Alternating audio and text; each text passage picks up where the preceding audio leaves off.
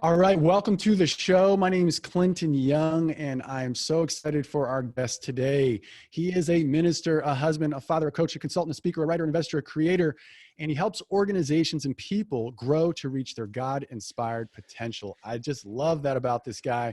He's got an amazing podcast that I just learned about recently, and I've been following and devouring some of the content.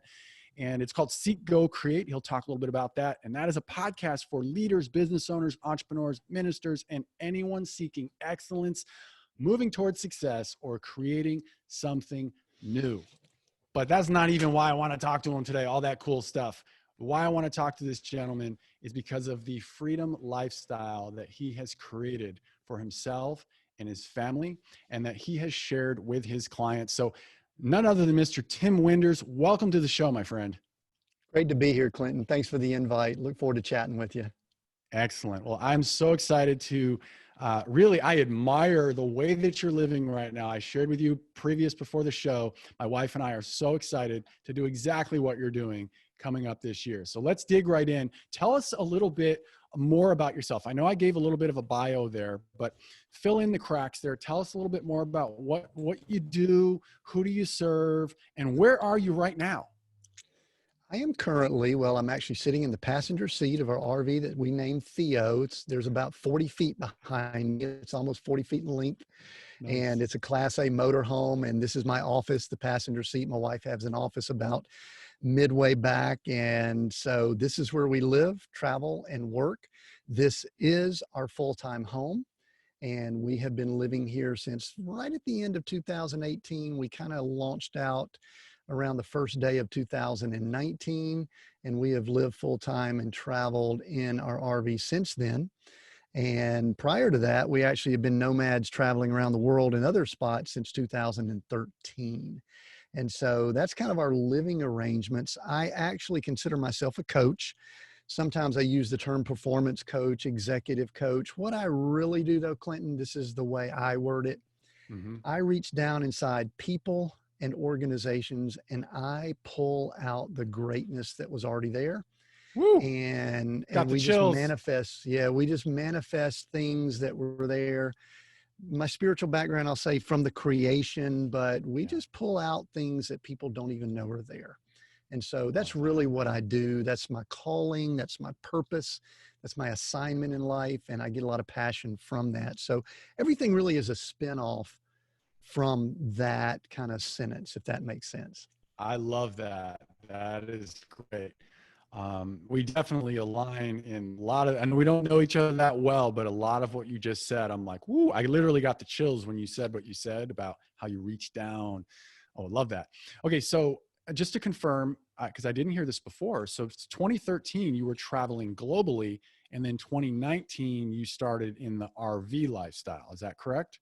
That is correct. So let me just back up a little bit for you. Please you do. may not know Tell this. us. In 2008, my wife and I were living in a 6,000 square foot home. We were in a resort community with 117 holes of golf. We had a Ritz-Carlton as a neighbor. We had 3 companies at the time. We had real estate that was valued at over $15 million.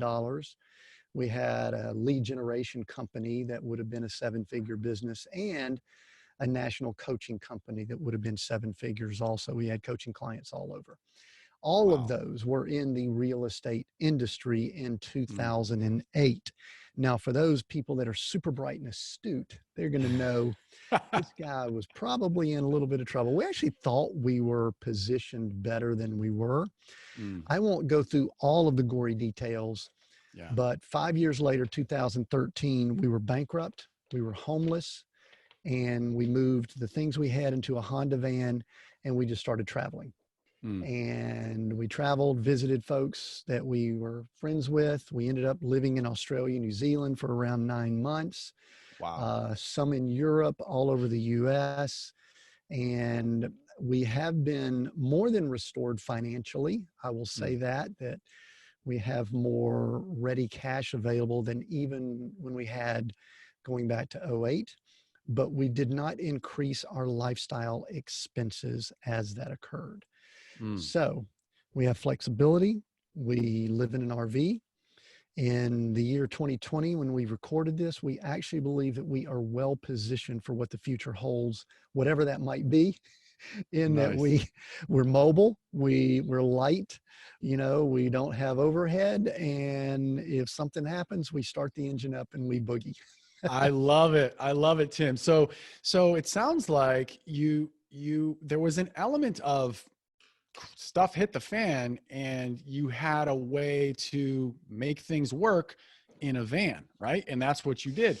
Did you also have a passion for travel, or do you have a passion, or did that grow on you? Because you still are doing it, almost 9 years later, 8 years later. So have you always enjoyed travel and adventure as well, or did that have to grow on you?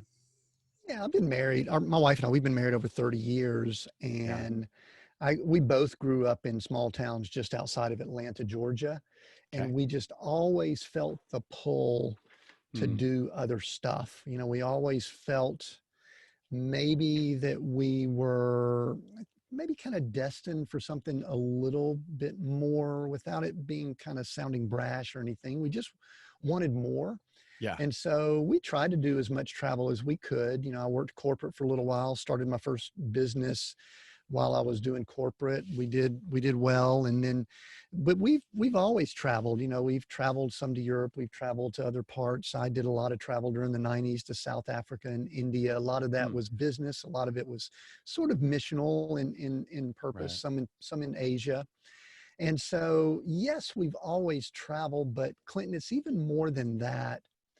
We just wanted to experience more of this creation that we call the earth, and the people in Mm, it and the beauty of it. And I sometimes can get a little bit fidgety if I'm in one place for a long period of time. yeah. We're recording this, and my wife and I have just started mapping out our next 6, 12, 18 months of travel, because with all that's going on with the pandemic and other things like Yeah. that, we've kind of been a little more stationary. We came to visit some family outside of Atlanta and take care of some parents. We were in Colorado a little longer than we had planned to be before then.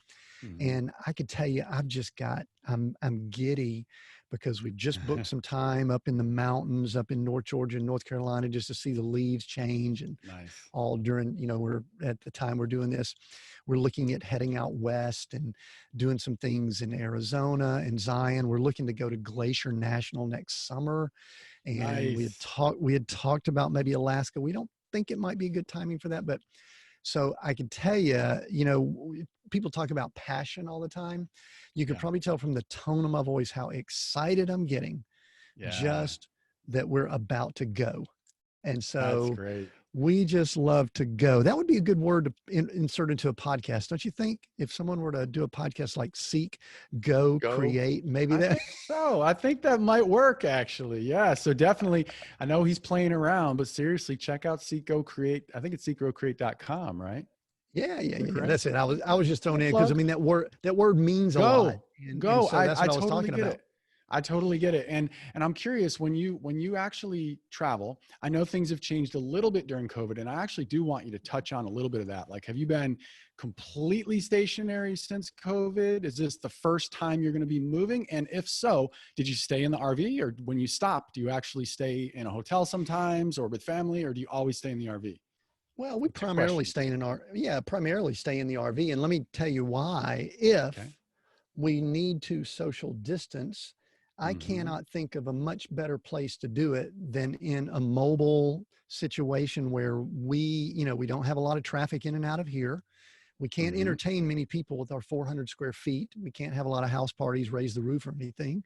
And so it's us in and out of hotels. I know they're doing the best they can, but Yeah. if this travels like we think it does, they can't Mm-hmm. sanitize those places or anything like Right. that. So, in answer to your question, we went to Colorado. We spent a good portion of last year in Oregon. We spent last summer on the Oregon coast, which is phenomenal, by Beautiful. the way. We went to Bend, Oregon in the fall just to experience that part of the world. What we really typically do, Clinton, is we go to places, we spend a little bit of time, 2, 4 weeks, sometimes 2 months. Mm. We're looking for places that nourish our soul, places Yeah. that we just Whew. thrive in, places that we love the local restaurants. We love the atmosphere. We love we love the weather and the climate. And so we go to places just to see if we might want to circle back later. If when the Mm. economy takes a dip, and we know it will, we might pick up some land or a piece of property. And so Clinton, we spent time in Bend, and then we were booking over to Colorado around the first of this year, when 2020, depending on when people listen to this, because we had our first grandchild born there in Congrats. February, right Wow. before all this happened. So we were there. Thank you. Yeah, game changer. Just so you know, you're a young guy, I can tell. But let me tell you what, when that kind of stuff happens, everything's different. Mm-hmm. And so, March came along, and we just decided, what, we've got a grandchild here. It's a little colder because in an RV, Colorado is not typically where you'd want to be Right. when it's not getting above freezing. We can manage it, but it's not typically where you'd want to be. And so we just kind of hung out there until the end of May. And Mm. then the end of May, we had been kind of getting a little bit of indication that we both needed to get back to Atlanta to check in on our parents. Mm-hmm. And that was wise because they all needed a little bit of tending to. They all had a few little Right. health issues, and Got it. and so we've done that. And so we think we can kind of venture out and maybe pop back in from time to time to check on them. So the reason that's important too is that, we could talk about just traveling, having fun and doing cool things, but Clinton, there's also some responsibilities that we have.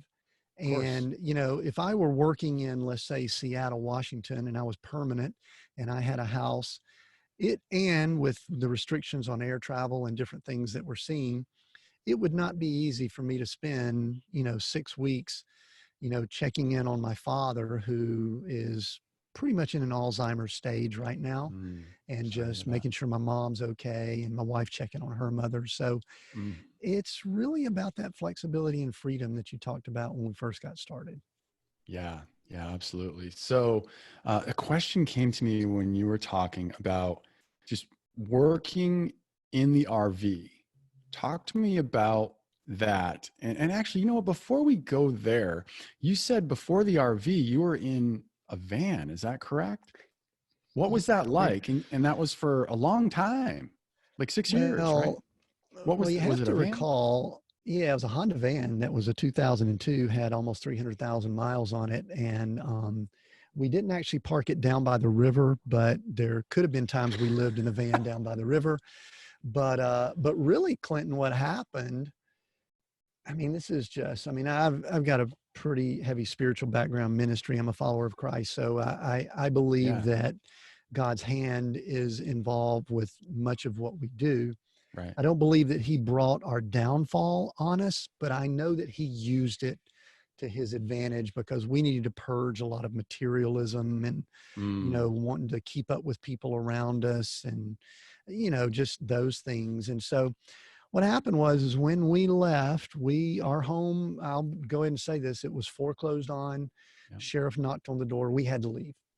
We had oh no. already eliminated a bunch of our stuff, Mm, and we got in the van with a few $100, and we first went to visit some family. Thankfully, we had some that we could spend a little time with.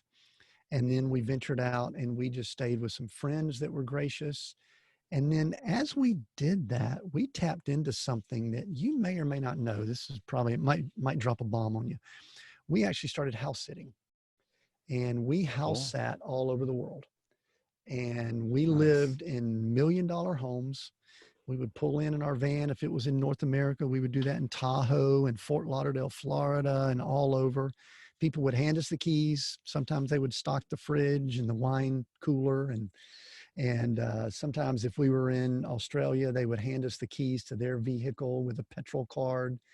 And that is how we traveled up until the time of around 2015, 16, when we started Bible school up in Colorado. We actually took that time just to go do some additional Bible study. And Hmm. and then and then so to kind of close the loop there, my wife, when we finished up our time there, kind of came out of the shower and she said, she kind of had been praying and all that. She goes, I think we're supposed to travel again. I mean, our finances were in a much different position, but we kind of just wanted to get back out. And she goes, Yeah. I think we're supposed to travel.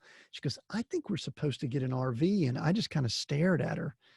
And I said, boy, I hope that's God talking to you, because I can't even spell RV. I knew nothing about RVs. And so Yeah. 2 months later, we own the RV I'm sitting in now. We gutted the whole thing, ripped it out, put our offices in, and then moved in just a few months later and hit the road. So that leads us to now working in an RV, and what you might guess it would be like to work in a van. Like, what would it be like for an entrepreneur that leads a very successful business, Yeah. podcast, multiple businesses? How do you do it? Like, what's important? Well, let me just go ahead and say the first thing that's important is internet. Of course. Yeah. But a lot of people that are working in there, we call them sticks and bricks, and they're standing homes right now. They're struggling with it just because of the volume that people are having. We thought this was a bad assumption, Clinton. I'll go ahead and tell you this. In 2013, we thought when we launched out that wherever we went in first world, Australia, Europe, North America, that we would be able to find decent, if not high-speed internet. Let me tell you, that is an incorrect assumption, because there are many places in cities and places that you go that internet can be a challenge. Because I do, like we're doing right now, we're on Zoom doing this and talking.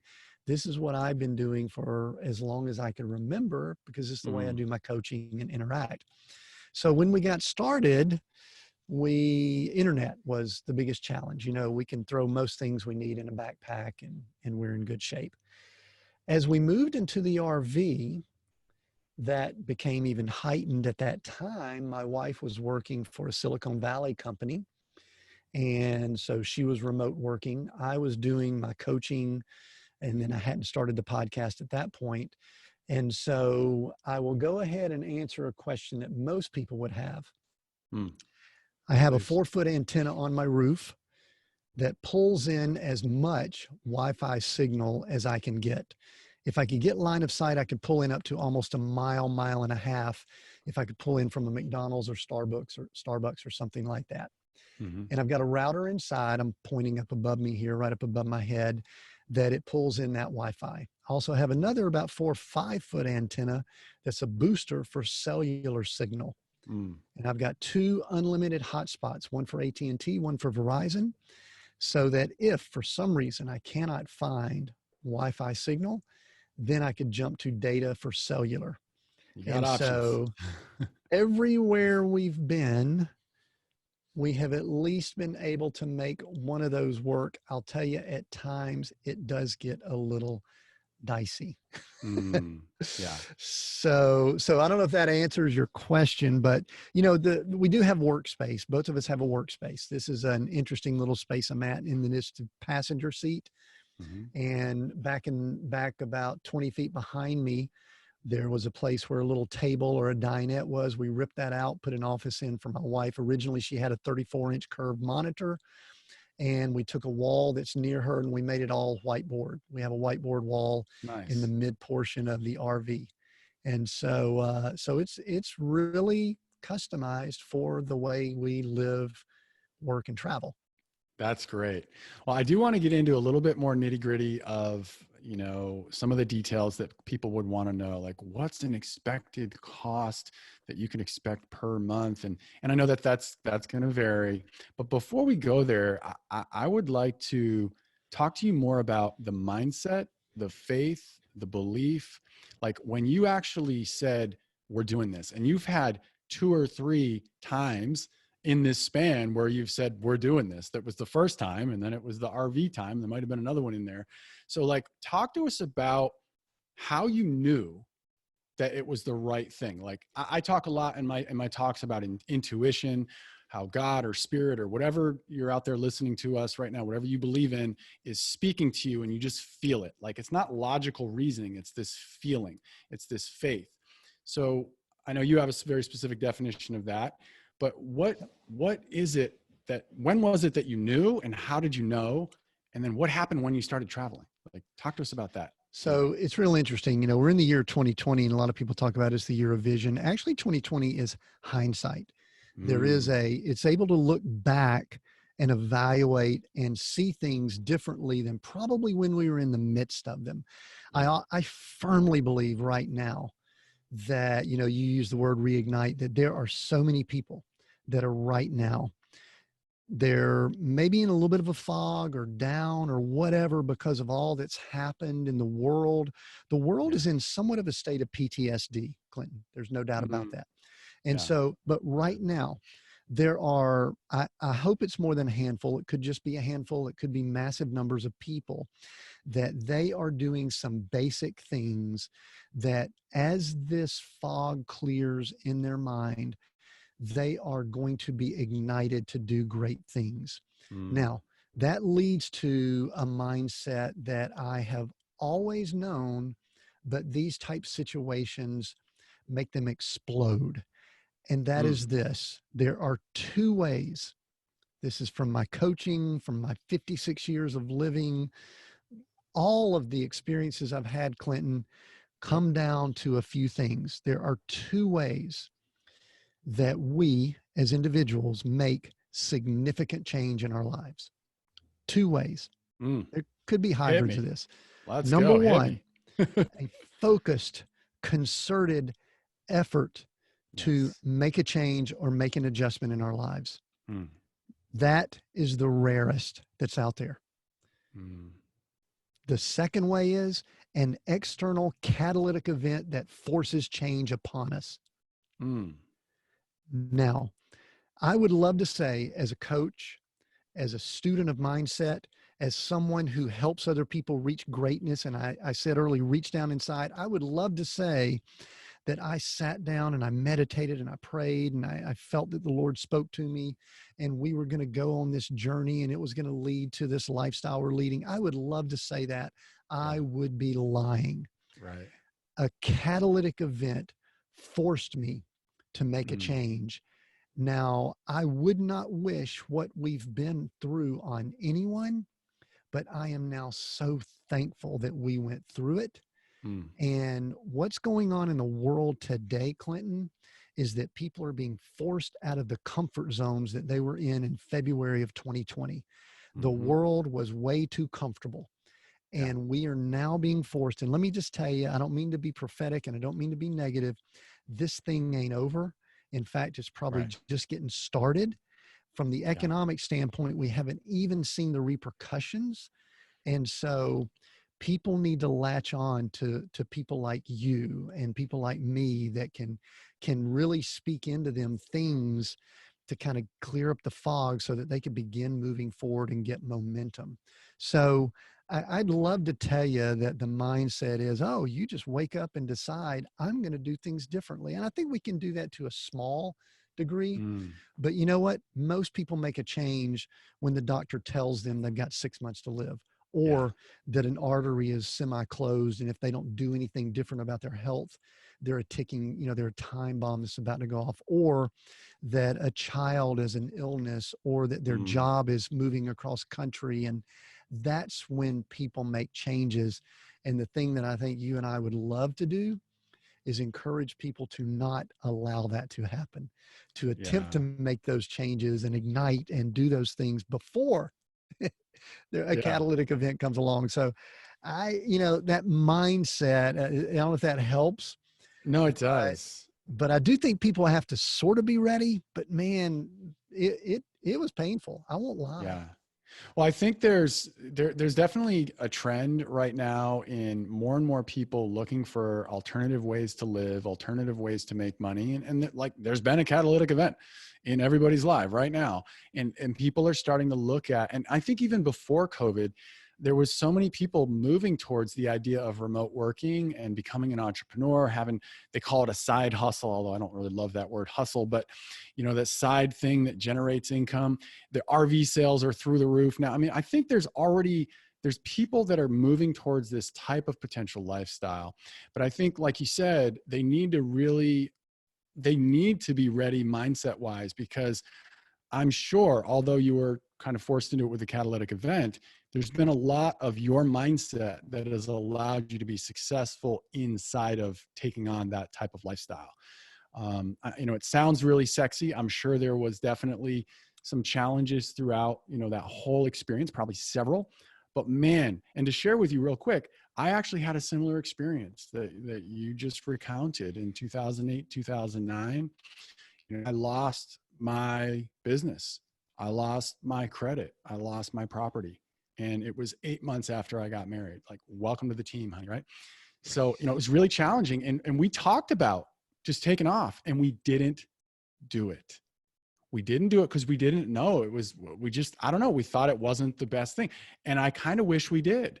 But, everything's always perfect. I'm a firm believer that everything always happens exactly the way it's supposed to, even when it doesn't seem so perfect. And it's allowed me to grow into who I needed to become, to be able to live my mission of reigniting the human spirit. And now I am ready to choose this experience. And there's also been another catalytic event at the same time. So it's kind of a little bit of both. But let's talk a little bit about now, once you've done it, there's a faith that things are going to work out, I would imagine. And there's also, I'm sure, belief and confidence just in your own abilities now that you've been doing it for so long. But can you speak to what somebody might be dealing with when they strike out on their own or with their family to live this kind of lifestyle? What kind of faith do they need to have? And what have you experienced, like these miraculous things that happen that you probably could never even have predicted, probably happened even better than you probably could have pictured it? I know I asked a lot there, but speak into that a little bit, if you don't mind. Yeah, well, it's good. Well, the first practical thing that I'll say, this actually isn't really, maybe it is, maybe there's a faith aspect to this too, is that what most people are going to run into is that they have too much stuff. Yes. They own too much. We are in an accumulation society, and you have to work very hard to not accumulate in the world, first world that we live in today. Yeah. And let me just tell you, the biggest practical hurdle that a lot of people will go through is, what do we do with all our stuff? And so, the battle there is, what do you really need? What is it? We're in a sharing economy. Do you really need 3 cars in the garage? Do you really need 2 cars even? Do you need to have, I don't know, 7 sets of china or dishes? Or, do you really need 18 place settings of, forks and spoons? All of these things, people would say, well, oh, we're just in an abundant society, and that's an abundance mindset. I actually have come to think a little bit differently about that. The faith that comes from that, to kind of tie it into the question you asked, is that I will have the provision for what I need to do when the time arrives that I need it. When the assignment, I'll go ahead and tie in my faith to it. When God gives me an assignment, if that assignment right now is to be speaking to you and your audience, then I will have the time, the focus, the energy, everything that I need for that. I'll be equipped for it. Right. If I have to travel from here to San Diego, then I will have the vehicle, which I do. I'll have more than enough, fuel and places to stay and things to do along the way. It's just the mindset that with the assignment that I have, all provision is going to be there. And I think that's really the attitude. In a lot of circles, there's a law of attraction that they talk about. I could kind of talk to things even outside of the faith that I'm in, because I think some of the languages and all are very similar. Right. But it really is the mindset that everything is going to be okay. Yes. It may not match up to our expectations, because we may not know how to define okay. Right. But everything's going to be okay. Because had I gone back, if you and I were doing this interview in 2010, you would have heard some stuff coming out of my mouth that would have been whiny. And I mean, I was a man of faith then, and I spent a lot of time in prayer, but I am sure God got tired of hearing me begging. But he was there, he was watching through, he was kind of giving me my space and showing grace. And 2013, I would have thought that in 2010, he was going to pour out money so that we could restore our home and live there and all that. That's not what happened. Yeah. Well, had that not happened, Clinton, we wouldn't be talking today in our RV. My wife and I, we absolutely love the lifestyle we lead. Yeah. And we never would have done it living in a country club subdivision, in a big old house, in a golf course, because we thought we lived in paradise. We didn't feel like we needed to leave it. We didn't realize that paradise was wherever we decided to go. Love that. Love that. Excellent, Tim. This is a lot of fun. You know, I've got a couple more quick hitter questions and then a couple deeper questions, and then we'll wrap up. But so do you have a car? Just a bullet question. Do you drive a RV behind, or drag an RV behind? Sorry, a car behind your RV? Yeah, we don't drag it. Yeah, pull it along. Pull it. No, we don't drag it. we actually don't pull it. I actually travel in the RV, the 39-foot RV, when we travel. And my wife is in our little SUV. We call it chasing. After 30 something years, we say she chases me. And so, and what has you do that before? Well, besides, some people actually pull. They'll hook up and tow a vehicle. And we just said, you know what, we're already 40 feet. I don't really want to add another 15 to 18 feet and make things even more difficult. You pull in a place, you need to unhook and all of that. Plus, what we do is we multitask. Like she'll pop in a Costco when we're traveling through town. I'll keep tootling along to the spot. When we're going through cities like out near where you are in Southern California, those people have a tendency to crowd people like me. So she'll run a little bit of interference. You know, we're like Smokey and the Bandit or something like that. So anyway, we do have a car. We do have a car. Okay. Yes. Got it. Now, boondocking, which means think that means not hooking up to hookups and just finding a spot in nature, or do you use actual RV campsites? What do you prefer? What do you typically end up doing? Yeah, we do both. We prefer having plenty of electricity, plenty of water, and plenty of places to go with our sewage. And that also allows us to make sure that the internet and everything else is working well. Those things have a tendency to like electricity. We do have a set of batteries. We do not have solar currently. I've got a lot of space on the roof. I've looked at it, considered it, tried to evaluate. Currently, we have found out that our rhythm, Clinton, we like staying, I mentioned this earlier, we like staying places 4 to 8 weeks. Mm-hmm. We like a concrete pad that's nice and level. And we like it in a cool spot so that we could jump in our car and go visit. Like I mentioned to you, we're going to be probably, as this year finishes up, spending December, January, just outside the entrance of Zion National Park. Beautiful. And so we'll be in an RV park there, and we'll be hooked up with all the electricity and everything. We'll have some propane if it gets cold, which it could. But we'll jump in our car and go do hikes and go do things. And also our son lives full-time. He's 26, lives full-time in his RV. He has a 25-foot studio on wheels, he calls it. He's a photographer and does some great things. He actually is the producer, engineer for our podcast. Cool. And he'll be meeting up with us there, and we'll probably spend the holidays near each other at the entrance of Zion. That's great. So right now it's just you and your wife in the RV. No family, no kids. Okay, got it. Yeah. And what would be an approximate? Now I know that it's all comes down to where you choose to stay and what you choose to eat and all that. But what could somebody expect for living expenses to actually do this? Is there an estimate that you could provide? No, I could tell you exactly. Okay. Because I did it. Talk to me. I did an episode back in March on our podcast that was basically a summary of our 2019.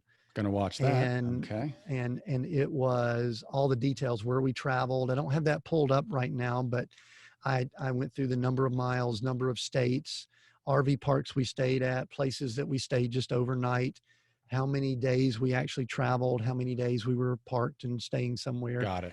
And I kept track of all the costs minus the cost that we would have had regardless of where we are, which would be food, by the way. Some people say, oh, you didn't add food in. But I can tell you it was a smidge under $25,000 for the entire year of 2019. That was our overhead cost, gasoline, RV parks, maintenance of kind of getting things fixed when they didn't go well was one of our bigger expenses, truthfully. So that was everything except food, correct? Mm-hmm. And if you had to guess food per month, would you be able to guess? I don't know. My wife is an excellent cook. We at that point in 2019, we were still going to restaurants. Yeah. You know? But I mean, I think everybody's food budget is different. I mean, they know Yeah. what it is where they're sitting right now. It wouldn't be that much different if you're in an RV. That's true. I mean, Yeah. that's kind of what I say. You're eating today, you're going to eat in your RV. I mean, we've got a 3-burner gas stove. We've got a convection oven. We've got, all the, Instapots. We've got all the cooking. We've got a grill that we love to, a big Nice. griddle that we love to cook out and all when we can. So your food is going to be very similar than whatever it is. But so, and you know what? I don't know if that's high or low for people, but I could tell you that we stayed in some places that were pretty pricey. We spent a little over $2,000 a month to stay 20 feet from the bay in Coos Bay on the water in Oregon for an entire month. Mm. And there was a gym and an indoor pool in that RV park we were at. And then we've stayed in places that were less than, $450 a month. Yeah. That are pretty reasonable. We had a little electricity on top of that. So it just depends, like you said, on what someone wants to do. We're looking at one now in Montana that if we decide to do it, it's, $4,000 for the entire month of July, just outside of Glacier National Park. Mm. Hey, location, right?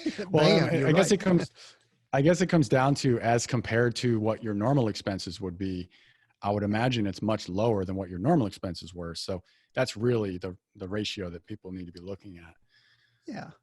Yeah, absolutely. I mean, So if people have mortgage or rent or all that type stuff, my guess is if they're in just an average type home in most places, they are probably spending, 1, 2, 3,000 plus a month, which yeah, means they've already busted over that 25K. That 25K is just a little over 2, with yeah. all the things added in. Now we don't have any other bills. That's it.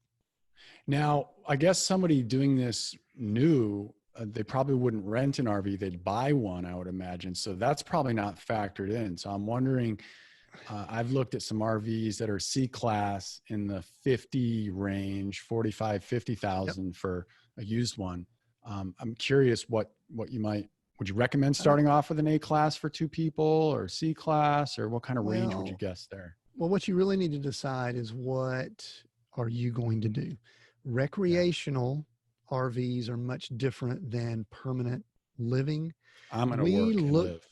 Yeah, we looked for something that the floor plan fit, knowing that we were probably going to gut it, paint it.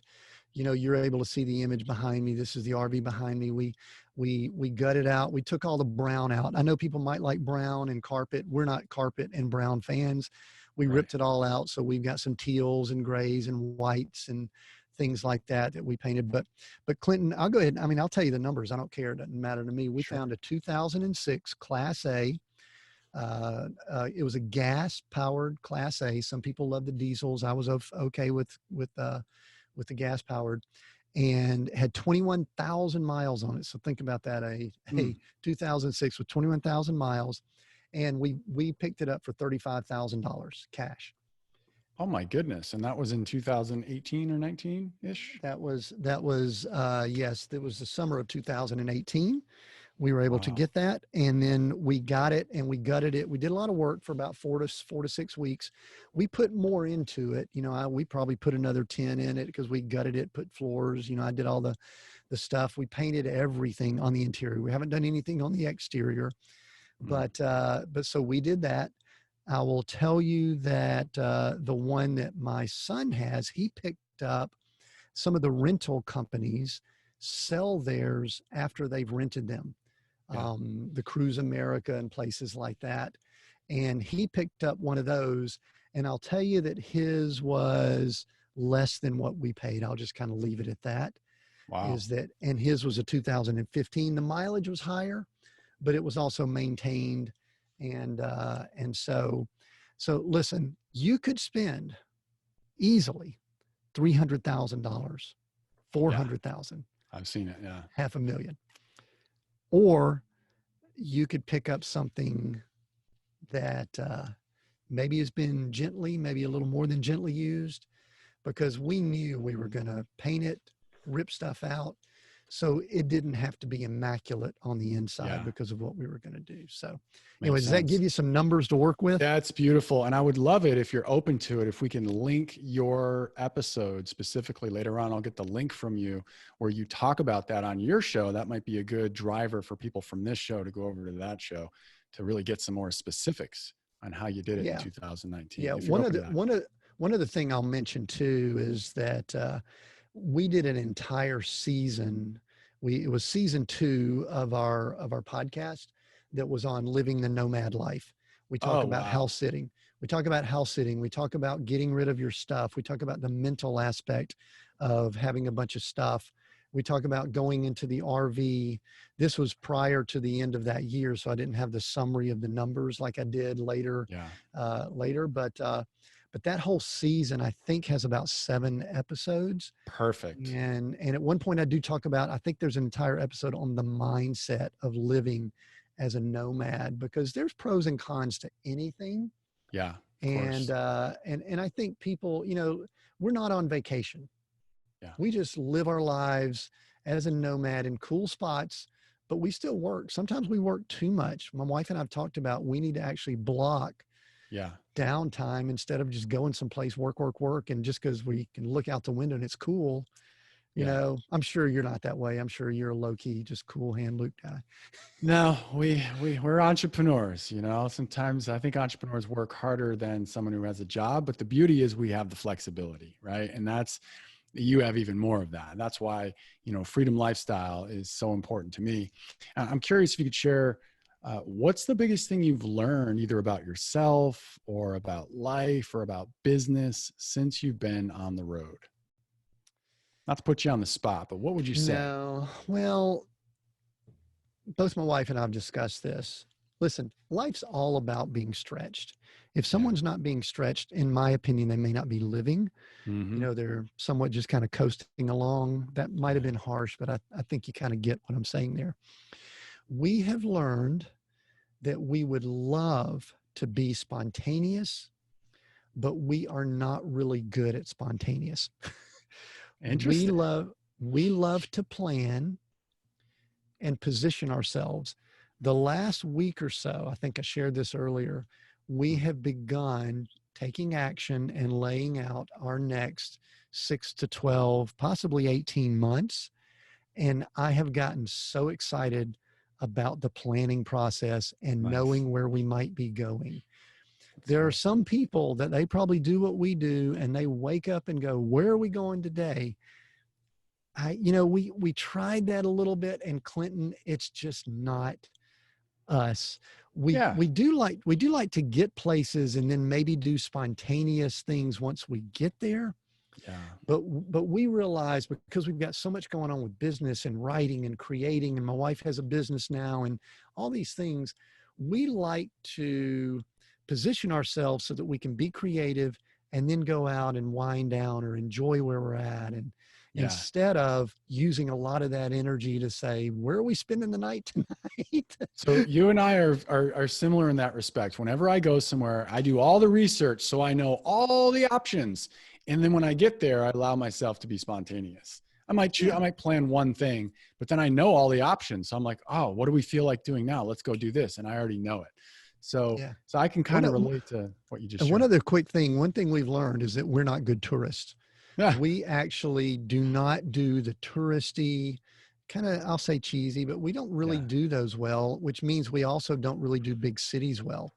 We love the 100,000 or less areas that are a little more relaxed, laid back, and we just don't do the tourist things. We like to kind of live an average life when we're in places to experience them. Love it. So tell me about maybe some of your best advice or hacks for people when they're thinking about this. And I know I keep doing these cliffhangers, but I'm actually going to save that for my last question. Let me ask this other question. What are some of the funnest places you've been that have just been like, really memorable over the last 8-9 years? Well, I kind of referenced it. I'm going to mention 2. Okay. First one I'm going to do, since you kind of want cliffhangers, I'll see if I can be dramatic with this. The first one, the summer last a year ago summer when we spent around the coast of Oregon was phenomenal. Mm, You know, we didn't spend it in one spot. We didn't pop in for a long weekend and pop back out. We traveled all up and down the coast of Oregon. We did the dunes along the coast, did ATVs on the dunes. We parked right up along the bay. We drove our vehicle, our other vehicle, all up and down the coast. We went and watched whales and seals, and nice. we went to local restaurants. We had a blast. If people are in the United States, or really anywhere for that matter, they should spend time in the area that's the coast of Oregon. Second thing I'll mention is when we were living on the South Island of New Zealand, Mm, house sitting for 3 months. mm, We were in a small little town there, and the people gave us their car. And so we traveled and ventured out and explored. We actually traveled all over New Zealand in a camper van before we settled in there. But Clinton, are you a Lord of the Rings fan at all? Did you yeah, watch I any of like them? Lord of the Rings. Yeah. Okay. In the first movie, there was a place called Rohan Okay. that I remember. was a place that was built on top of about 1,000 foot little small peak that was in this sweeping valley with snow-capped mountains surrounding it all around. Yeah. Well, that's a little place called Mount Sunday that's in the north central area of New Zealand. And let me just tell you that we found out it was there. We got in our car and we drove 30 miles down a gravel road, and the road ended, and we got out and we were in the middle of 10 miles long, 2 to 3 miles wide, the most stunning, my words that we use for describing these places, how great thou art Wow. location that you would ever see. They don't have, Peter Jackson built Rohan on top, but they had to tear it down. But you could actually go over little streams and all, and you could climb up to this 1,000 foot peak that Rohan sat on in Lord of the Rings, Wow. and you could do a 360 around, and there's snow-capped mountains almost all the way around you. It is the most stunning, Oh, wow. breathtaking location that one, I believe, can see. I mean, I'm including Grand Canyon, Zion, all of Wow. these other places. I'm taking notes. Fantastic. Mount Sunday in New Zealand. You got to want to get there though. Okay. All right. Well, I've just written that one down, and Oregon's definitely already on the list. So those are definitely going to happen in the next 2 years for me. I love that. Okay. So now, in rounding out, before we find out a little bit more about where we can go to learn more about you, which I know we've kind of talked a little bit about, but I'm going to combine two questions here. So I got two questions. Um, this kind of falls in the category of knowing what you know now, like what do you wish you did differently, and that's kind of leads into what are your best advice or hacks for those looking to take the leap and live this freedom lifestyle of travel, knowing what you know Okay. now. Yeah, I'm going to reverse those. Sure. Go for it. Probably the hack that people need goes back to something I said earlier is start Okay. evaluating, I'll call it your baggage. Evaluate the Mm, things that may be slowing you down. Things like, let me just throw out a few things. Well, you know what? We've got our house here, we've got our mortgage. We just need to kind of stay here because this is the place that we need to be. It's really probably weighing you down more than it's blessing. I actually use the term, is it a blessing or a curse? You right. probably need to do that with your stuff. You probably need to do that with a lot of things in your life. You know, everyone needs to probably go through that analysis. You know, read some books like, Greg McKeown, Essentialism, or read some books on minimalism just to kind of find the things that are essential in your life and start hacking away, to use the term, at everything that's not essential because they're Got it. burdening you. The good thing is we've already said, people are probably recognizing that with all Yeah. that's going on in the world, the things that are probably burdening them. The second thing is, knowing what I know now, I do wish I would have started this process sooner, because Wow. I was attempting to live the lifestyle that I thought that we should live, that society tells us we should live, that culture tells us we should live, which is you get a job, you work, you get a house, you fill it up, you get the next house, you fill it up, maybe get a second house, maybe get a garage. And I could tell you that the inertia that it takes to reverse that process is massive. That's why earlier when we said a catalytic event. Mm. So I would recommend, this is the first thing I'd recommend people do. Check on the essentialism, read up on that, and then just start stretching yourself. If you haven't visited the national parks near you, get a little camper van, if you could rent it or something, load the family up and go on a 3 to 4 day long weekend just to get people out and experience things you've never done before, to start stretching and using the muscles that you've never used. Because to make the leap from nothing to full-time like us, we went through a transition. Some people do it, but Clinton, that could pull a muscle real bad if someone does it too quick. Does that make sense? Yeah, I'm sure there's been some big challenges along the way for sure. Now, I know we need to wrap up here. It's been a great pleasure. And I want to find out, want everyone that's listening to find out, what do you want the audience to know about you in closing? And how can they learn more about you? How can they support you? How can they learn from you? Whatever you want them to know.